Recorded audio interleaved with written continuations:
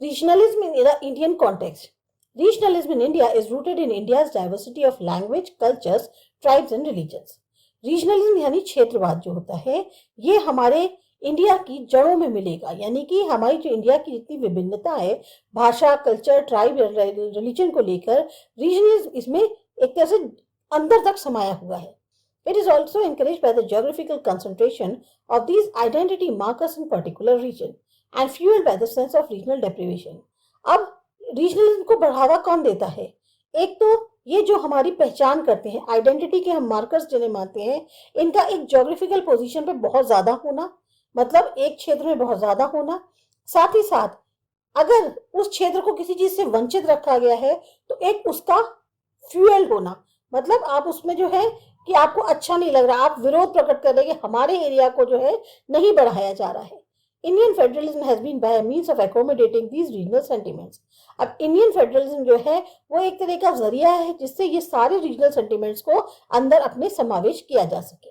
After independence initially the Indian state continued with the British Indian arrangement dividing India into large provinces also called presidencies. Independence के बाद Indian state जो है वो शुरुआत में वैसे ही रहा जैसा ब्रिटिश इंडियन अरेंजमेंट था, यानी कि इंडिया को बड़े बड़े प्रोविंसेस में जो है जिनको हम प्रेसिडेंसीज कहते थे उसमें जो है डिवाइड कर दिया गया था. Maharashtra, Madras, Bombay and Calcutta were the three major presidencies. Incidentally, all these three cities, which after which the presidencies were named, have changed their names respectively. अब मद्रास, बॉम्बे और कलकत्ता ये तीन मेजर प्रेसिडेंसीज थी, पर हुआ ऐसा कि तीनों ही शहर जिनके नाम के आगे जो प्रेसिडेंसी लगा हुआ था उन तीनों ही के जो मेन नाम थे वो बदल गए. These were large multi-ethnic and multilingual provincial states constituting the major political administrative units of a semi-federal state called the Union of India. अब ये इतने बड़े बड़े मल्टी एथनिक और मल्टीलिंगुअल प्रोविंशियल स्टेट्स थे कि यहाँ पर सबसे ज्यादा पॉलिटिकल एडमिनिस्ट्रेटिव यूनिट्स थे हमारे सेमी फेडरल स्टेट जिसको हम यूनियन ऑफ इंडिया कहते थे. फॉर एग्जाम्पल के लिए द ओल्ड बॉम्बे स्टेट जो कि कंटिन्यूएशन है बॉम्बे प्रेसिडेंसी का was a multilingual state of Marathi, Gujarati, Kannada and Konkan speaking people. अब ओल्ड बॉम्बे स्टेट जो कि एक तरह से बॉम्बे प्रेसिडेंट्स का आगे का मतलब कंटिन्यूएशन है, तब भी वहां पर एक इतना बड़ा ये स्टेट माना जाता था कि इसमें मराठी, गुजराती, कन्नड़ और कोंकणी भाषा बोलने वाले लोग रहते थे. Similarly the Madras state was constituted by Tamil, Telugu, Kannada and Malayalam speaking people. अब इसी तरह से मद्रास स्टेट में तमिल, तेलुगु, कन्नड़ और मलयालम बोलने वाले लोग थे. In addition to the presidencies and provinces directly administered by the British Indian government, there were also a large number of princely states and principalities all over India. अब जहां एक तरफ प्रेसिडेंसीज थी, प्रोविंसेस थी जिनको डायरेक्टली एडमिनिस्टर कर रहे थे ब्रिटिश इंडियन गवर्नमेंट, वहीं पर बहुत सारे प्रिंसली स्टेट्स और प्रिंसिपैलिटीज भी थी पूरे इंडिया में. The larger princely states included Mysore, Kashmir and Baroda. अब इसमें जो सबसे बड़े बड़े प्रिंसली स्टेट्स थे उसमें आता था मैसूर, कश्मीर और बड़ौदा.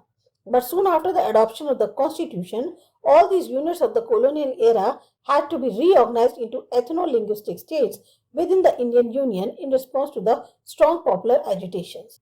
लेकिन जब से संविधान को अपनाया गया उसके बाद से जितने भी ये यूनिट्स थे कॉलोनियल टाइम के दौरान उनको रीऑर्गेनाइज करना पड़ा एथनो लिंग्विस्टिक स्टेट्स के आधार पर इंडियन यूनियन के अंदर, क्योंकि एक बहुत ज्यादा इसका विरोध हो रहा था कि मतलब हर कोई चाहता था कि हमारी भाषा के आधार पर, हमारे कल्चर के आधार पर हमें एक स्टेट मिलना चाहिए. Linguistic states help strengthen Indian unity. The report of the States Reorganization Commission, which was implemented on November 1st, 1956, has helped transform the political and institutional life of the nation. जो report आई state reorganisation commission की जिसको कि लागू किया गया 1 नवंबर 1956 में, उसने काफी मदद करी जिस तरह से पॉलिटिकल और इंस्टीट्यूशनल लाइफ चल रही थी नेशन की उसको बदलने में. The background to the SRC is as follows. अब ये जो स्टेट रीऑर्गेनाइजेशन कमीशन की बैकग्राउंड जो थी वो क्या थी वो बताते हैं. In the 1920s, the Indian National Congress was reconstituted on linguistic lines.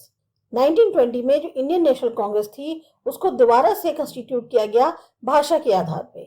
Its provincial units now followed the logic of language. One for Marathi speakers, another for Oriya speakers, etc. अब इसके जो प्रोविंशियल यूनिट्स थे वो एक तरह से language को follow करते थे, यानी कि एक मराठी स्पीकर है, एक उड़िया भाषी है. At the same time, Gandhi and the other leaders promised their followers that when freedom come, The new nation would be based on a new set of provinces based on the principle of language. उसी समय गांधी जी और बाकी जो leaders थे उन्होंने अपने followers को promise किया कि जब भी हमें आज़ादी मिलेगी तो ये जो नया नेशन होगा इसमें जो है एक तरह से जो आधार बनेगा नए प्रोविंसेस का या नए सेट जो प्रोविंसेस के बनेंगे वो पूरी तरह से भाषा के आधार पर होंगे. However, when India was finally freed in 1947, it was also divided. अब कहने को इंडिया जो है जब फ्री हुआ 1947 में तो वो भी विभाजित हो गया.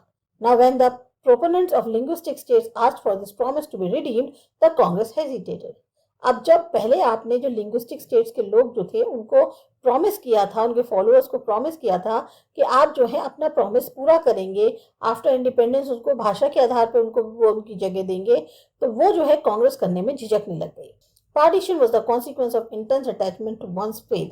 How many more partitions would that their other intense loyalty language lead to. अब पहले ही पार्टीशन जो है वो हो चुका था क्योंकि एक आदमी की जिसमें बहुत ज्यादा फेथ है उसके आधार पर यानी धर्म के आधार पर पहले ही एक बार पार्टीशन हो चुका था. अब और कितने पार्टीशन होने थे लैंग्वेज के आधार पर या लॉयल्टी के आधार पर. So ran the thinking of the top Congress bosses including Nehru, Patel and Raja जी.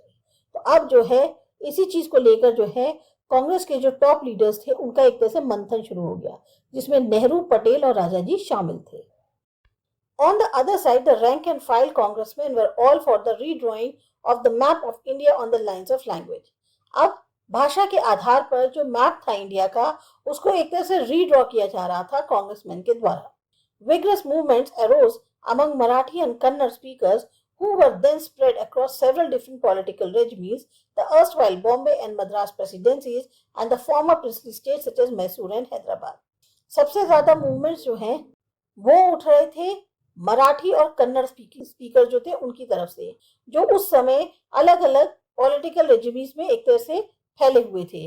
कोई बॉम्बे या मद्रास प्रेसिडेंसीज में थे या पहले के जो प्रिंसली स्टेट थे मैसूर या हैदराबाद वहां पे. However, the most militant protest ensued from the very large community of Telugu speakers. सबसे ज्यादा जो मिलिटेंट प्रोटेस्ट हुआ, विद्रोह हुआ, वो हुआ सबसे बड़ी कम्युनिटी जो तेलुगु भाषी थी उनके द्वारा. In October 1953, Poti Sri Marullu, a former Gandhian, died 7 weeks after beginning a fast unto death.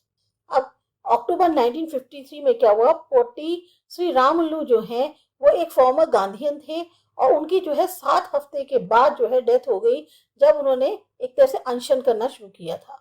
Potty Shri मारुल्लू's martyrdom provoked violent protests and led to the creation of the state of Andhra Pradesh. अब इनकी पोटी श्री रामुल्लू जो थे इनकी जो शहादत हुई उससे एक बहुत ज्यादा लोगों ने एक वायलेंट विद्रोह कर दिया और इसी की वजह से आंध्र प्रदेश स्टेट का गठन हुआ. It also led to the formation of the SRC. इसी की वजह से जो है एसआरसी का भी फॉर्मेशन हुआ, which in 1956 put the formal final seal of approval on the principle of linguistic states. अब 1956 में जो है फाइनली एसआरसी ने जो है एक अप्रूवल कर दिया कि भाषा के आधार पर स्टेट्स का विभाजन हो. In the early 1950s, many including Prime Minister Jawaharlal Nehru feared that state based on a language might hasten a further subdivision of India. अब शुरुआत में 1950s में जिसमें प्राइम मिनिस्टर जवाहरलाल नेहरू भी शामिल थे, डर ये था कि ये जो स्टेट्स भाषा के आधार पर बन रहे हैं ये शायद इंडिया को और जो है सब डिवाइड ना कर दे. In fact something like the reverse has happened. लेकिन इसका उल्टा ही हुआ. Far from undermining Indian unity, linguistic states have helped strengthen it. एक तरह से इंडिया की जो यूनिटी थी उसको कहीं कोई खतरा नहीं हुआ, बल्कि भाषा के आधार पर जो स्टेट्स बने उससे उसको और ज्यादा मजबूती मिली. It has proved to be a perfectly consistent to be a Kannadiga and Indian, Bengali and Indian, Tamil and Indian, Gujarati and Indian. तो ये एक तरह से क्या बन गया कि हमारा अपना स्टेट भी है और हम इंडियन भी हैं. हम बंगाली भी हैं पर हम इंडियन भी हैं, तमिल भी हैं और इंडियन भी हैं, गुजराती हैं और Indian. To be sure these states based on language sometimes quarrel with each other. कई बार ऐसा होता है कि ये स्टेट्स जो भाषा के आधार पर बने हुए हैं ये आपस में एक दूसरे से लड़ भी लेते हैं. While these disputes are not pretty, they could in fact have been far worse. और ये कोई छोटे मोटे डिस्प्यूट्स नहीं थे, ये जो है काफी बड़े होते हैं. In the same year 1956 that SRC mandated the redrawing of the map of India on linguistic lines, The Parliament of Ceylon, as Sri Lanka was then known, proclaimed Sinhala the country's sole official language despite protests from the Tamils of the north. अब उसी साल 1956 में जब SRC ने जो है ये बात मैंडेट कर दी कि जो मैप है इंडिया का उसको दोबारा रीड्रॉ किया जाएगा भाषा के आधार पर, तो जो पार्लियामेंट थी सिलोन की, यानी उस समय जो श्रीलंका था उसको सिलोन बोला जाता था, उसने ये डिक्लेयर किया कि सिन्हला जो है वो कंट्री की ऑफिशियल लैंग्वेज होगी, भले ही कितना भी तमिल्स जो नॉर्थ के थे वो प्रोटेस्ट कर रहे थे. One left wing Sinhala MP issued a prophetic warning to the chauvinists. One language, two nations, he said, adding two languages, one nation. अब लेफ्ट विंग सिन्हला एमपी जो थे उन्होंने एक प्रॉफिटिक जैसे चेतावनी दी जो शोवनिस्ट थे उनको, एक भाषा दो नेशन, उन्होंने कहा दो भाषा एक nation. The civil war that has raged in Sri Lanka since 1983 is partly based on the denial by the majority linguistic groups of the right of the minority. जो सिविल वॉर जो कि श्रीलंका में हुआ 1983 में, वो खास तौर से किस पर आधारित था कि जो मेजॉरिटी लिंग्विस्टिक ग्रुप है वो एक तरह से मना कर रहा है जो माइनॉरिटी के राइट्स हैं उनको लिए. Another of India's neighbors, Pakistan, was divided in 1971 because the Punjabi and Urdu speakers of its western wing were not respect the sentiments of the Bengalis in the east. एक और जो हमारे India के neighbour है पाकिस्तान, वो divide हो गया 1971 में क्योंकि जो पंजाबी और उर्दू बोलने वाले स्पीकर्स थे उसके वेस्ट विंग के, वो रिस्पेक्ट नहीं कर रहे थे भावनाओं को जो बंगाली ईस्ट में थे उनकी. It is the formation of the linguistic state that has allowed India to escape an even worse fate. ये जो हमारे यहाँ लिंग्विस्टिक स्टेट्स का फॉर्मेशन हो गया उससे इंडिया जो है बच गई एक बहुत ही बुरी किस्मत से, या कह दीजिए ना मिसफॉर्चून से बच गई. If the aspirations of the Indian language communities has been ignored, what might have had here was one language 14 or 15. अगर जो इच्छाएं थी आकांक्षाएं थी इंडियन लैंग्वेज कम्युनिटीज की अगर उनको इग्नोर किया जाता तो शायद इससे भी बुरा देखने को हो सकता था. तब हो जाता one language 14 or 15 nation. Language coupled with regional and tribal identity and not religion has therefore provided the most powerful instrument for the formation of ethno-national identity in India. Language, regional और tribal identity के साथ, religion के साथ नहीं, इसकी वजह से क्योंकि लैंग्वेज जो है वो क्षेत्रीय और एक ट्राइबल पहचान है, धर्म से लेना देना उसका कुछ नहीं है, इसी की वजह से वो सबसे पावरफुल इंस्ट्रूमेंट रहा जो एथनो नेशनल आइडेंटिटी इंडिया की हुई है उसको बनने में. एथनिक का मतलब होता है या एथनो का मतलब होता है एक पर्टिकुलर भाषा को बोलने वाले, एक पर्टिकुलर कल्चर को मानने वाले. However, this does not mean that all linguistic communities have got statehood. अब इसका मतलब ऐसा नहीं है कि सारी भाषा जो बोलने वाली कम्युनिटीज हैं उनको स्टेटहुड मिल गया है. For instance, in the creation of 3 new states in 2000, namely Chhattisgarh, Uttaranchal and Jharkhand, language did not play a prominent role. अब जैसे 3 नए स्टेट्स जो बने 2000 में, छत्तीसगढ़, उत्तरांचल और झारखंड, इसमें लैंग्वेज ने बहुत बड़ा रोल प्ले नहीं किया था. Rather, a combination of ethnicity based on the tribal identity, language, regional deprivation, and ecology provided the basis for intense regionalism resulting in state. एक जो कॉम्बिनेशन हुआ एथनिसिटी का जिसमें ट्राइबल आइडेंटिटी, लैंग्वेज, रीजनल तौर पर डिप्रीवेशन और ecology ये आधार बना बहुत ज्यादा इंटेंस रीजनलिज्म का, जिसकी वजह से उनका अलग स्टेट बनाना पड़ा. Currently, there are 28 states and 7 union territories within the Indian nation state. तो आज की डेट में 28 states हैं, 7 union territories हैं Indian nation state के अंदर. In this chapter, the word state has a capital S when it is used to denote the federal units within the Indian nation state. The lowercase state is used for the broader conceptual category described above. इस chapter में जो word state है जिसमें S capital है, इसका इस्तेमाल जो है तब किया जाता है जब हम फेडरल यूनिट को डिनोट करते हैं जो इंडियन नेशन स्टेट के अंदर है, और अगर लोअर केस स्टेट बोलते हैं तो उसका जो है बहुत बड़ा कॉन्सेप्चुअल कैटेगरी जैसे कि ऊपर बताई गई है उसके लिए प्रयोग किया जाता है. Respecting regional sentiments is not just a matter of creating states. This has to be backed up with an institutional structure that ensures their viability as relatively autonomous units within a large federal structure. खाली regional sentiments को respect करते हुए आप state बना दें, ये ऐसा नहीं होता। या स्टेट को क्रिएट करने के लिए खाली रीजनल सेंटिमेंट्स ही नहीं होते, इसके पीछे एक पूरा इंस्टीट्यूशनल स्ट्रक्चर चाहिए जिससे आप जो है अपने आप को प्रमोट कर पाए। साथ ही साथ आप एक ऑटोनॉमस यूनिट के तौर पर इतने बड़े फेडरल स्ट्रक्चर के अंदर काम कर पाए। In India this is done by constitutional provisions defining the powers of the state and the centre. India में जो है ये संविधान में इस तरह से कुछ तरह के प्रावधान किए गए हैं जिससे स्टेट्स की और सेंटर की पावर क्या होंगी इनके बारे में बताया गया है।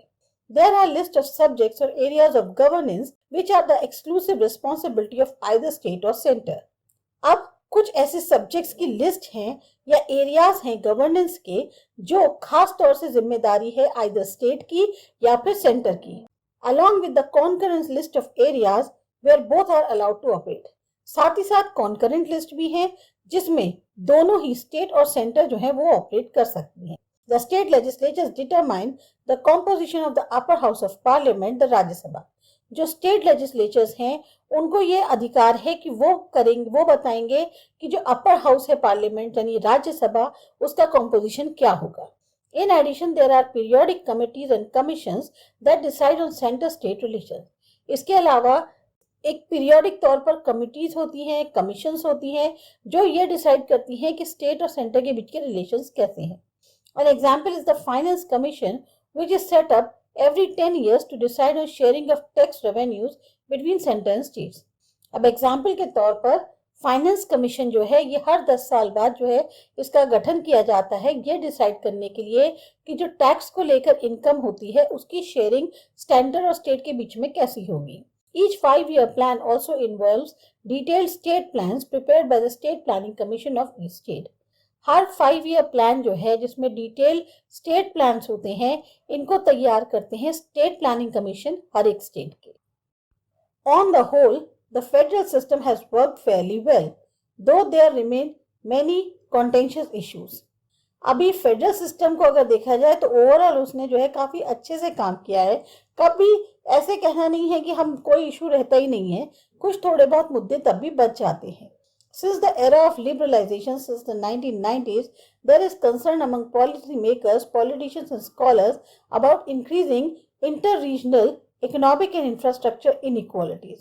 जब से लिबरलाइजेशन का एक दौर आया है 1990 से, तब से पॉलिसी बनाने वाले पॉलिटिशियंस और जो स्कॉलर्स हैं उनकी एक तरह से चिंता इस बात को लेकर ज़्यादा बढ़ रही है कि जो रीजनल इंटर रीजनल इकोनॉमिक और इंफ्रास्ट्रक्चर में जो है एक तरह से असमानता बढ़ती जा रही है। As private investment both foreign and Indian is given a greater role in economic development, considerations of regional equity get diluted. अब जो प्राइवेट इन्वेस्टमेंट होता है चाहे फॉरेन का हो इंडियन हो, इसमें ज़्यादा जो है इसको रोल दिया जाता है इकोनॉमिक डेवलपमेंट में, और ऐसे में जो है जो रीजनल इक्विटी है उसके जो ध्यान की चीज़ें होती हैं वो डाइल्यूटेड रह जाती हैं। This happens because private investors generally want to invest in already developed states where the infrastructure and other facilities are better. अब होता क्या है, जो प्राइवेट इन्वेस्टर्स हैं वो कहाँ इन्वेस्ट करना चाहेंगे? उन स्टेट्स में जो पहले से ही डेवलप हो चुके हैं, जहाँ पर आपको इंफ्रास्ट्रक्चर और सुविधाएं आसानी से मिल रही हैं।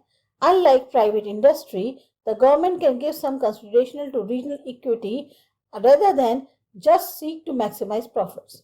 लेकिन प्राइवेट इंडस्ट्रीज के इनके जैसे गवर्नमेंट ऐसा नहीं कर सकती। गवर्नमेंट जो है उसको ध्यान देना पड़ेगा रीजनल इक्विटी पे या और जो सोशल गोल्स हैं, बजाय खाली सिर्फ अपने प्रॉफिट को बढ़ाने के।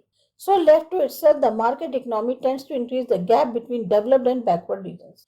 तो अगर अपने हाल पे छोड़ दिया जाए तो जो मार्केट इकोनॉमी है उसको देखा जाए तो होता क्या है, जो डेवलप्ड और जो बैकवर्ड रीजन्स हैं उनके बीच का जो गैप है वो बढ़ता चला जाता है।